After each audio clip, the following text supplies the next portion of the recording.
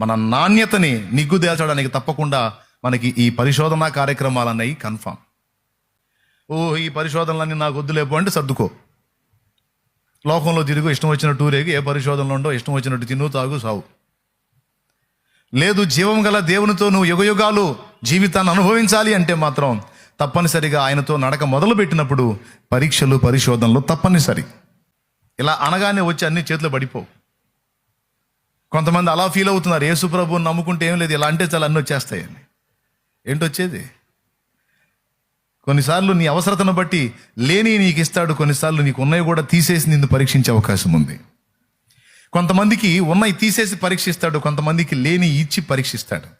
కొంతమందికి అన్నీ ఉన్నప్పుడు విశ్వాసంలో ఉంటారు, అన్నీ తీసేసినప్పుడు యేసు ప్రభు లేదు, యేసు ప్రభు లేదు సర్దుకుంటారు. కొంతమందికి ఉన్నవి తీసి చూస్తాడు, కొంతమందికి లేనివి ఇచ్చి పరీక్షిస్తాడు. అట్లాగా వానకాయ